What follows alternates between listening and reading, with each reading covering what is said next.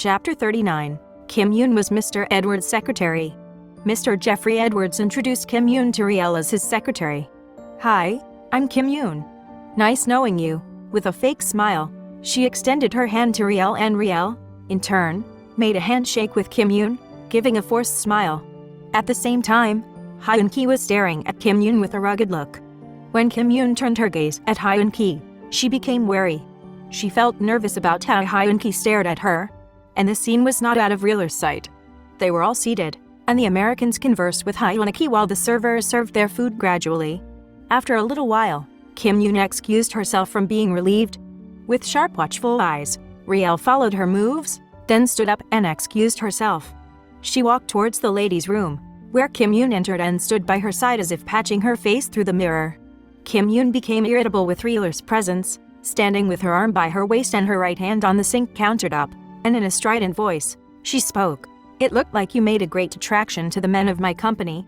And you even got Jeffrey's attention. What a scene you made there. By the looks of it, you are enjoying every passing moment. You're good, girl. And by the way, Hyun-ki was mine. He got so attracted to me he wouldn't let go of me.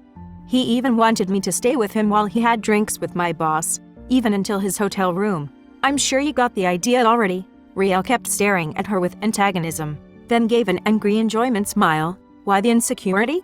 If you think of yourself as a goddess, why felt slighted when a man turned his eyes to another beauty? But from my standpoint, you are a trashy, cheap, ordinary secretary used and worn out by your lady killer boss." Kim Yoon felt insulted and agitated by Rieler's words that she was about to slap her, but Riel was quick. She grasped Kim Yoon's wrist and held it tight enough to make her feel the pain, then said, "You already hurt two people in love with your dirty motive and are not yet satisfied with it. And you even want to hurt me physically. If Mr. Han liked you, he should have brought you back home, right? What have I done to anger you? Envy? Jealousy?" Insecurity. Riel gripped Kim Yoon's hair and pulled it back, and continued, "Why did you send an ugly, malicious video about you and Mr. Han to his email? Was it to blackmail him? To anger his fiancée, to break them apart and win him? He didn't even like you." Kim Yoon flinched, fought away from Rieler's grip, and pushed her hard. Riel almost lost her balance. But as the fighter she was, she didn't want to lose. She quickly slapped Kim Yoon's face, grabbed her hand successfully, and twisted it toward her back while pulling her hair in a severe voice. Riel warned her, "Try pulling another stunt again. You would not like it when I am angry. Don't you ever bother my CEO again. I am warning you." "No, this is not a warning but a threat. Do you understand?" Then Riel released her and pushed her away to the wall. Riel glanced at the mirror, lightly fixed her hair, gasped for air, then stepped away from the ladies' room. Earlier, while the two ladies were in the ladies' room, Jeffrey commented on how Riel looked alluring and gorgeous. Hyun-ki felt displeased when Jeffrey said more to his comment. "Your assistant was indeed exciting to be with, wasn't it, Hyun? Could you arrange a private meeting with her?"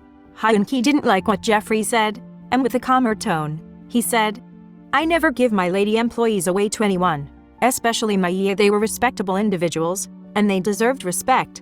Hyun-ki showed a rugged look and annoyance. "Oh? I'm sorry, Hyun-ki. It was just a suggestion that I thought you wouldn't mind. Now I see how you respect your assistant." "Which was far from what I learned about you," Jeffrey Edwards explained. "And what is it that you learned about me?" Hyun-ki asked in a stern tone. Well, while in Korea, some people who knew you told me you were a womanizer. I got that, having seen my secretary getting attracted and close to you." Jeffrey was looking at him straight as if trying to instigate him.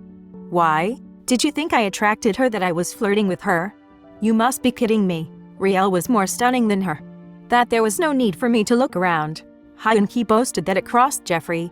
The other men felt an air of antagonism brewing. "Mr. Han and Jeffrey, calm down. Okay, we came here to create camaraderie so we could work harmoniously together. Come on, cheer up," said one of Jeffrey's partners. A little later, Riel returned to her seat and smiled sweetly that the men felt lighthearted and high-spirited. Then came Kim Yoon. Her face was pale and looking sulky. Jeffrey noticed her strange countenance and then asked, "What happened? It looked like you fell off from somewhere." Kim Yoon was strangely quiet and didn't say anything. Jeffrey was looking at Riel, sizing her up, thinking about what could have happened back there, causing Kim Yoon to be quiet. Riel acted as if nothing had happened, enjoying her meal and smiling at everyone. Hyunki felt suspicious of Reel's behavior, so when Riel finished her meal, Hyunki decided to take a leave, held Reel's hand, and stood. "Leaving so soon? We have not completed our meeting yet, Hyunki," said Jeffrey in a tight tone. "Yes, it's done. We have nothing more to discuss. Since this was only a friendly lunch meeting, I have nothing to do with your business venture with my dad in Korea. You came here on your own volition, and I didn't invite you to come here, and I only returned your goodwill. That's why I came. And one more thing.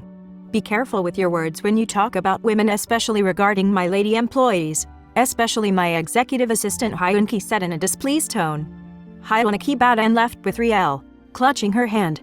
Jeffrey suddenly glanced at Kim Yoon, then asked, "Was there something that happened between you and Riel back there that I need to know?" Kim Yoon was at a loss for words when Jeffrey repeated his question in an angry tone. Kim Yoon cringed in fear and said, "She was furious because of envy. She thought I was flirting with her boss." Jeffrey chuckled sarcastically and said, "Riel, envious of you? I don't believe that crap. You're lying, and I know when you are lying. Yoon, what have you done that even Han Hyunki looked at you severely, but couldn't come near you, as if he liked to hurt you?" Jeffrey came by her side and whispered in a deep, low tone, "What have you done? Yoon, don't lie." Yoon was trembling and replied, "I sent the videos of us together to his email, and Riel saw it, telling me that because of those videos, Hyunki's fiancé got hurt, that she broke up with him. I only meant to remind him of what happened to us, and it was only in his email that I sent them." Jeffrey was furious, holding her chin hard, until she cried in pain. Jeffrey retorted, "So, you want to leave me, huh? You thought that if Hyunki falls for you, you could leave me? You're so stupid. You think it could be easy for you to leave me? You have also ruined my plan of investing in his business here. I'm not satisfied with venturing with his dad. I also wanted to invest in his business here because it grew fruitfully. That's why I told you to get close to him, not to fall in love with him. Just because he was also a Korean, he might fall for you. So that's why both were angry, and I couldn't know what action will Hyunki take against me because you are my secretary. You pissed me off." He was so mad that even his partners were wary of him. In the meantime, Hyunki was talking to someone on his mobile. He was walking with Riel hand in hand, and Riel never minded of Hyunki's clasp of her hand. "What came out of it? Was it legit?" Hyunki asked apprehensively. "Yes, sir. But I could remove this so it won't spread," the man at the end of the line said confidently. "Okay, that's good.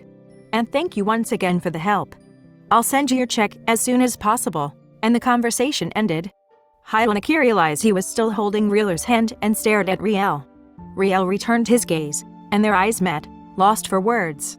Hyunki didn't like to release Reel's hand and instead put his mobile back in his pocket, still holding the other hand of Riel. They stared at each other long that Riel lowered her head, and Hyunki held her hands tight. "Are we good now, babe? Was I forgiven?" Riel nodded her lowered head shyly, and Hyunki felt happy that he embraced her. He led her inside the car and instructed Junie to bring them to his condo. Once in the condo, Hyunki and Riel once again stared at each other. Then Hyunki put her close to his chest, embracing her tight, not wanting to lose her. Riel felt her heart seem full of joy that she found herself weeping. Then Hyunki felt the same.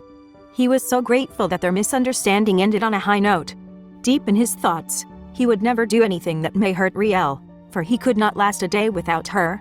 Then, Hyunki remembered something which he couldn't put away not a single second from his body. He took that something out of his suit's chest pocket and handed it to Riel. "What is this, love?" she asked surprisingly.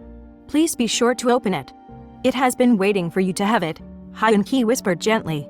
Riel's size grew wide, and it was a necklace with its pendant surrounded by gemstones of moonstones and emeralds. "Why half moon, love?" she wondered. Hyunki took out the necklace he was wearing and showed it. "The other half is with me, and its pair was yours now. It was a couple's necklace because it comes in pairs. You have yours, and its pair was mine. I want you to wear it all the time, babe." Hyunki and Riel were back in each other's arms. On the other hand, Jeffrey Edwards had misgivings about an action Hyunki might take regarding the video recklessly sent by his secretary. More exciting episodes await in this Windows of the Heart series. Keep following me on my YouTube channel and TikTok. Thank you.